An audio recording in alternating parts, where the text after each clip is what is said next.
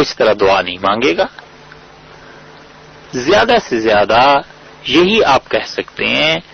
کہ توسل تو جائز ہے، مگر اس صورت میں کیونکہ وہ میت کے سماع کا قائل نہیں ہے لہذا نہیں کرتا، کوئی حرج نہیں. اسی وجہ سے حضرت مولانا اسماعیل شہید رحمت اللہ علیہ نے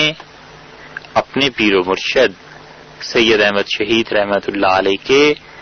جو ملفوظات قلم بند کیے ہیں اور اس کتاب کا نام صراط مستقیم رکھا ہے، اس میں افادہ چوتھے نمبر پر جو انہوں نے لکھا ہے اس میں صاف فرماتے ہیں کہ ہمارے زمانے میں ہندوستان میں ہندوؤں کے طریقوں سے متاثر ہو کر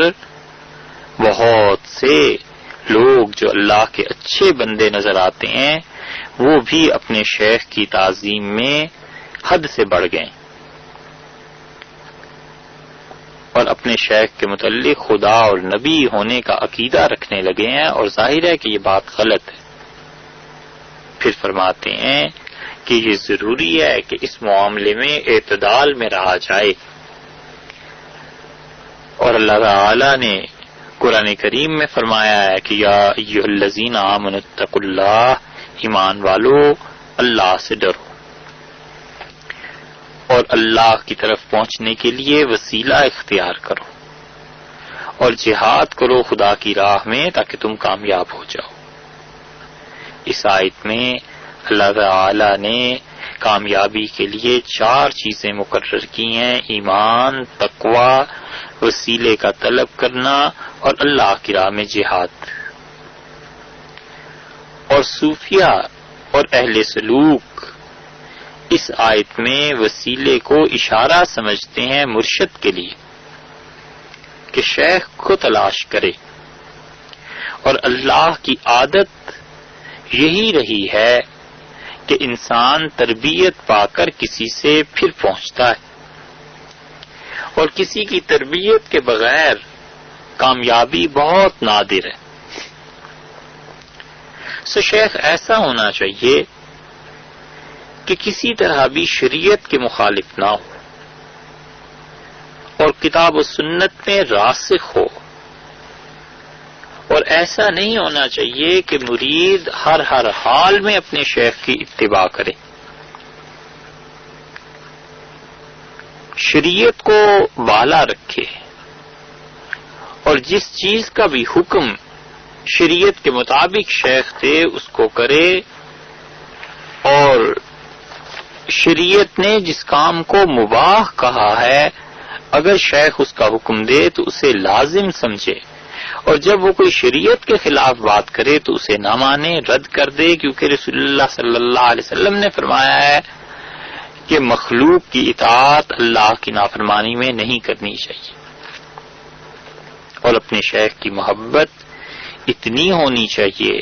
کہ اپنے مال اور جان کو اپنے شیخ کی رضا اور ان کے آرام کی خاطر صرف کر دے، اور دنیا کی کسی چیز کو اپنے شیخ کی رضامندی سے زیادہ عزیز نہ جانے،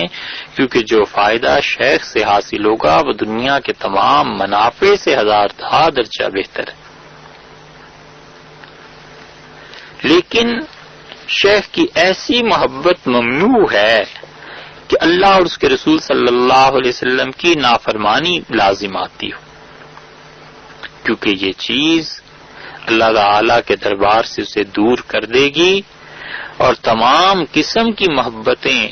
اور حق اصل میں اللہ کے ہیں. اللہ کی محبت اور اس کے حق کے سامنے کسی اور کی محبت اور حق کو خیال میں لانا، یہ اللہ کی عنایات سے محروم کرانا ہے اپنے آپ کو. اگر شیخ کے ساتھ بیعت کے تعلق ہو جانے کے بعد ان کا کوئی کام شریعت کے خلاف نظر آئے تو نصیحت کرنی چاہیے اور اللہ تعالی سے دعا کرنی چاہیے،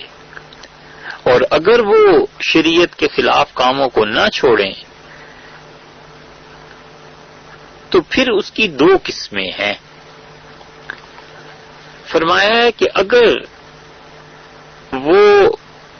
خدا خدا کی نافرمانی عقیدے سے تعلق رکھتی ہے تو اس بیعت کو توڑ دے اور اسے اپنا شیخ نہ جانے، کہیں اور چلا جائے۔ اور اگر وہ خدا کی نافرمانی عقیدے کی بجائے اعمال سے تعلق رکھتی ہے تو پھر بیعت نہ توڑے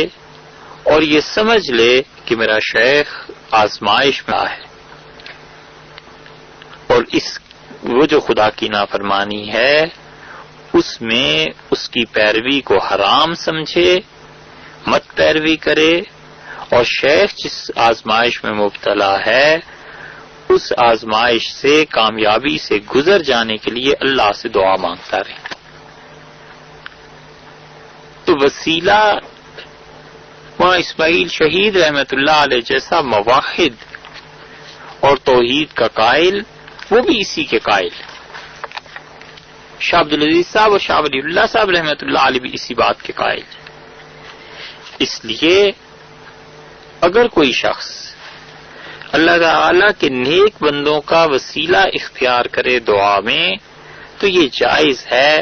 اس کو حرام اور ناجائز نہیں کہنا چاہیے۔ اور اگر کوئی نہیں کرتا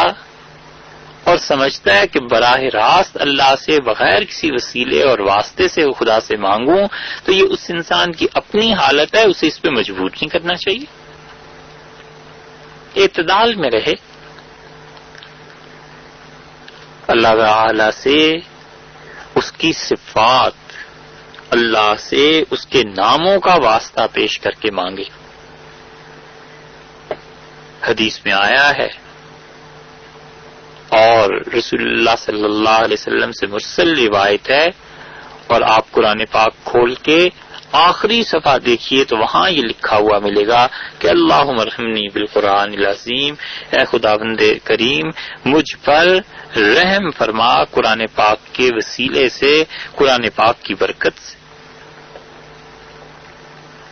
سعدی رحمت اللہ علیہ، ان کا یہ شعر تو کم و بیش ہر گھر میں لوگوں کو یاد ہے کہ انہوں نے لکھا الہی بحق کے بنی فاطمہ، اللہ سے فاطمہ رضی اللہ عنہا کی اولاد کے صدقے میں کہ برقول ایمان کنی خاتمہ، اللہ ایمان پر خاتمہ فرما۔ ابن ماجہ کی روایت میں آیا ہے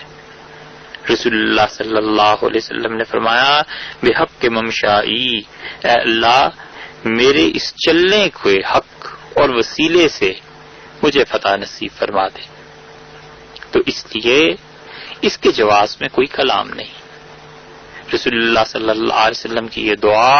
ملا علی قاری رحمت اللہ علیہ نقل کی ہے کہ اللہم انی اسألک بحق السائلین علیک، اللہ میں ان لوگوں کے صدقے تجھ سے مانگتا ہوں جن کے سوال کو پورا کرنا تو نے خود اپنے لیے واجب سمجھ لیا ہے، فإن للسائل علیک حقا، اللہ سوال مانگنے والوں کا، ہاتھ پھیلانے والوں کا آخر تجھ پہ بھی تو حق بنتا ہے۔ تو مراد یہ نہیں ہے کہ اللہ کوئی مجبور ہو گیا ہے، بلکہ مراد یہ کہ اللہ آپ نے اپنی رحمت سے جس حق کو اپنے ذمے کر لیا ہے خدایا اس وجہ سے مانگتا ہوں۔ تو اس مسئلے میں اعتدال کی راہ اختیار کرنی چاہیے۔ اگر کوئی شخص مانگتا ہے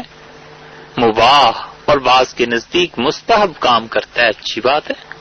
اگر توسل کے بغیر مانگتا ہے تو ٹھیک ہے، اس آدمی کا اپنا حال ہے، نہ اس کو برا کہنا چاہیے نہ اس کو برا کہنا چاہیے۔ اس لیے اس مسئلے پر انتشار، اختلاف، لڑائی، جھگڑا، یہ سب گمراہی کی باتیں ہیں۔ ایک مباح اور مستحب کام کے لیے لڑائی جیسے حرام کام کرنا، یہ کہاں کی دانش مندی؟ آئیے ہم اس نشست کو شیخ سعدی رحمت اللہ علیہ کے ایک دوسرے شعر پر مکمل کریں جس میں انہوں نے کہا ہے کہ بحقت کے چشمم زباطل بدوز، اے اللہ میں تجھ کو تیرے حق کا واسطہ دیتا ہوں کہ میری آنکھوں کو باطل اور گمراہ چیزوں کی طرف سے بند کر دے۔ وہ نورت کے فردہ وہ نارم مسوز، اور اے اللہ میں تجھ سے تیرے نور کے وسیلے سے مانگتا ہوں کہ کل قیامت کے دن مجھے آگ میں نہ چلانا۔ السلام علیکم ورحمۃ اللہ وبرکاتہ۔